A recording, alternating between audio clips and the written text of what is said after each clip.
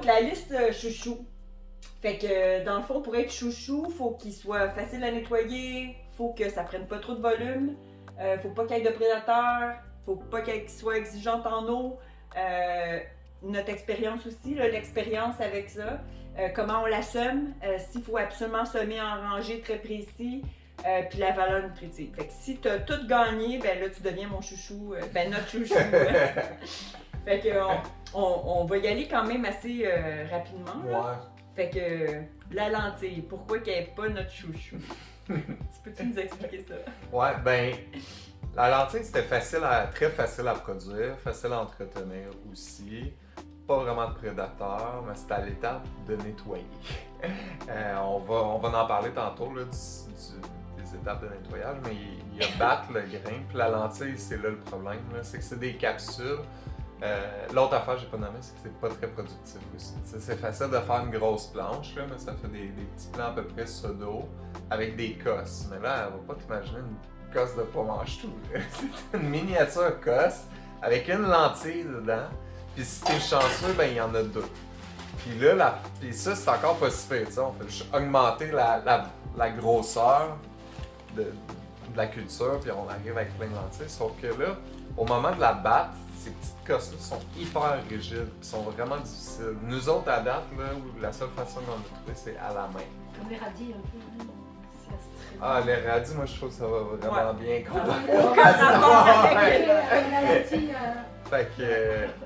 Fait que c'est au niveau du travail. Puis c'est plate parce qu'elle a des belles qualités sur plein d'autres affaires.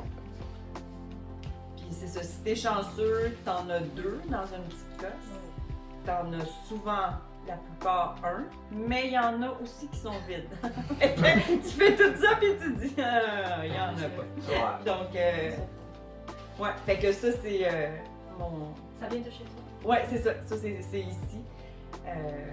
Puis c'est pas fini d'être arrangé.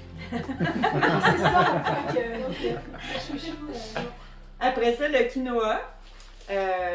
Ben moi je dirais que c'est un peu... ben Joe a eu une moins bonne expérience, ça les fait manger, là.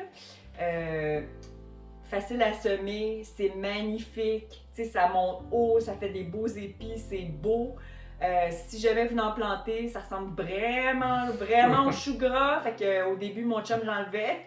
Là, j'étais comme, pourquoi ça pousse pas là? Fait qu'il dit, oui, il y avait plein de chou gras. Je dis, non, c'était du quinoa. On a fait la même chose, on l'a déshervé pendant un mois. Fait que si jamais venu en planter, avertissez votre conjoint que là, on touche pas. Fait que c'est magnifique, c'est beau, ça donne du volume à un jardin, tu sais, c'est tout ça. Mais j'en ai là, à la grange, je l'ai juste pas emmené parce que c'est volumineux. Mais nous, on trouve pas le quinoa en fait. On trouve pas le grain parce que c'est des épis. Puis là, ça, c'est dans une coquille, puis le grain est dans cette coquille-là. J'en ai aussi, là. Fait qu'on voit pas le quinoa. Fait que je vois pas, en fait, même un à main, j'ai pas vu encore, fait qu'on n'a pas de repas encore de notre quinoa. Fait que c'est pas notre chouchou à cause de ça. Puis je me dis que c'est peut-être ça qui est arrivé à Christiane aussi, mais nous, ça a été bouffé dans le fond de quinoa. Là. C'est un grain, mais c'est dans la famille des choux aussi. C'est dans mon chou gras, là, fait qu'ils se font attaquer par les mêmes bébites. Si vous jardinez, vous savez qu'il y en a des bébites qui s'attaquent aux choux. Là. Fait que nous, on avait des belles cocottes, là, mais tu sais, avec rien partout. Ça, c'est du quinoa. Après ça, l'amarante. L'amarante, c'est comme dans les semis, tu sais, pas dans nos chouchous, mais c'est vraiment beau aussi, l'amarante. C'est super. Il y a des variétés qu'on peut manger les feuilles aussi en plus, fait que ça, c'est un plus. Par exemple, il y a des prédateurs aussi. Là, c'est un petit peu ça, le fait que ce soit pas dans nos choux. C'est un mélange de prédateurs, puis du fait que c'est quand même quelque chose à nettoyer aussi. Parce que les graines sont vraiment petites de l'amarante. Puis la cocotte, elle perd un petit peu des fleurs, des cochonneries avec.